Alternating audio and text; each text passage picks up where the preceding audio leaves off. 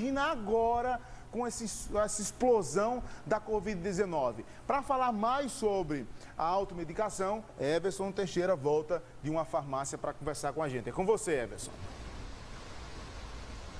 Pois é, Fábio, é uma situação complicada em qualquer momento, independente de corona, de covid, enfim, a automedicação, pode dar complicações à saúde, inclusive a pessoa pode ter reações em relação ao medicamento que tomou, por não saber a dosagem certa, só olhar a bula e achar que aquilo ali é o suficiente. Não, ela tem que procurar um médico. O que a gente fez? Procurou o Dr. Maurício Cavalcante para poder explicar para a gente o porquê que a automedicação ela é tão complicada, ela é tão arriscada, a pessoa chegar, não, é só apenas um remédio para passar dor de cabeça, mas não é bem assim, né, doutor? Boa tarde. Boa tarde. A automedicação é um risco, né? O paciente pode ser hipertenso e usar uma medicação que promova aumento da pressão, como o corticoide, por exemplo. O mesmo corticoide pode aumentar a glicemia de um diabético. O paciente pode ter algum distúrbio de coagulação e consumir um AS infantil e ter um sangramento, por exemplo. É um perigo, então pode levar até a morte. O paciente realmente deve procurar o médico para que seja orientado. Doutor, a gente sabe que existem medicamentos e medicamentos, né? A gente vê um remédio que, como eu falei há pouco, para dor de cabeça, para baixar a febre, aquela coisa mais imediata, não é um tratamento que a pessoa vai fazer. Já outros têm tratamento, a pessoa precisa tomar aquele remédio durante meses, durante a vida inteira, como é no caso agora da hidroxo, que depois que ela foi anunciada como um dos possíveis tratamentos para o corona, muita gente começou a procurar, começou a correr atrás para tentar se prevenir. E aí acaba faltando para quem de fato precisa, porque muita gente que tem problema renal, doenças autoimunes, lúpus, enfim, precisa do remédio. Aqui nessa farmácia, por exemplo, não tem mais. Como é que faz nessa situação? Isso também é um problema a mais que a automedicação pode trazer, né? A hidroxicloroquina ficou bastante em evidência, né, nos últimos dias por conta de ser apontada como um tratamento para o coronavírus, né? Realmente, estudos recentes são promissores. Foram estudos que mostraram resultados excelentes, maravilhosos, que deixam a gente cheio de esperança para o combate ao coronavírus. Mas essa medicação ainda está em estudo. Os estudos não foram concluídos. Ainda não existe formalmente a orientação do uso da hidroxicloroquina para a cura do coronavírus. Até porque essa medicação também pode trazer riscos, né? Se for mal administrada, se não for orientada por médico. A hidroxicloroquina pode trazer cegueira, pode trazer lesões na retina, né? Lesões maculares, né? Na mácula. Então, é perigoso. Você tem que ter orientação médica. A hidroxicloroquina ainda não é formalmente indicada para o combate ao coronavírus. Culturalmente falando, o que influencia, doutor, a pessoa a não procurar um médico e, por exemplo, se consultar na internet ou então se consultar com o vizinho, com o farmacêutico? Olha, é a comodidade das pessoas, né? Às vezes o paciente acha mais cômodo buscar o Google na internet ou ir até a farmácia buscar o balconista. Não é correto, né? Se você tem acesso ao médico, o médico deve ser procurado para que você tenha uma orientação técnica e segura.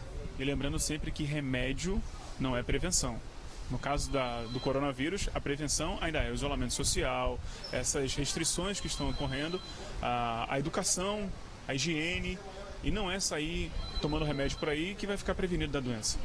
Exatamente. O melhor que você pode fazer para combater o coronavírus é ficar em casa. O isolamento é a medida mais eficaz para o controle.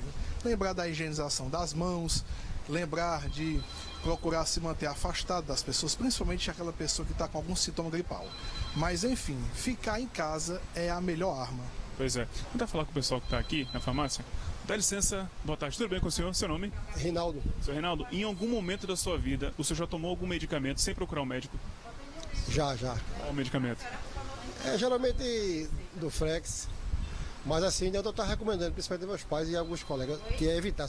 E agora esse vírus aí, a gente tem que evitar o máximo. Mais consciente agora. Inclusive eu estava até sentindo uma dorzinha aqui ontem, estava falando com o pessoal ali, digo, estou com uma dorzinha aqui, mas por enquanto nem tomei nada. E não fui pro médico, porque já está tumultuado, né? Feito você já está falando, né? Não adianta a gente tá. Aí vamos esperar, caso piore, mas até agora tá. Vai no médico, né? Tem que ir, né? É o jeito, né? Mas sobre medicamentos, se orientação médica, tô fora. Um bom exemplo, doutor, de pessoa que tem consciência em relação a isso e não está se medicando. Ele está preocupado em ir ao médico casador por conta da lotação, mas aí tem que procurar caso piore, né? Verdade. Se ele for ao médico, certamente vai ter um diagnóstico eficaz, seguro, e vai tomar a medicação com segurança para tratar o problema dele. Mesmo que clínico, né? Porque às vezes pode ser só uma simples dor, mas talvez precise de um tratamento mais apropriado.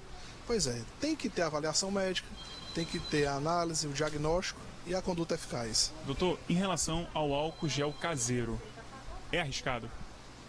Pois é, o álcool gel caseiro tem alguns problemas, né? Às vezes a população pode não conseguir manipulá-lo adequadamente, né? Você pode também ter irritação, alergia a usar alguns componentes químicos para a fabricação do álcool gel e pode fabricá-lo de maneira incorreta. Então é mais seguro você recorrer à indústria, onde esse produto é fabricado com eficiência, de forma técnica, para que tenha aí realmente um uso e um controle eficaz contra o coronavírus. Doutor, para a gente terminar nossa conversa, mais uma orientação às pessoas que estão em casa. Evite sair de casa, higiene o tempo todo, lavando as mãos. Isso faz com que a gente tente se prevenir ao máximo do corona, né? Essa é a principal mensagem de hoje. Fique em casa, por várias razões, para não contaminar pessoas, para não superlotar emergências de forma inconveniente. Então você vai procurar serviço médico se você realmente tem sintoma, para que você não sobrecarregue as unidades de saúde. Então ficar em casa é a maior arma, a melhor arma contra o coronavírus, certamente.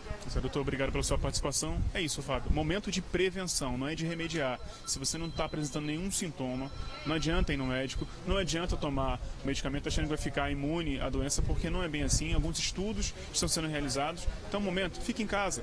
Se previna dessa forma, que com certeza a proliferação do vírus vai diminuir. Eu volto com você.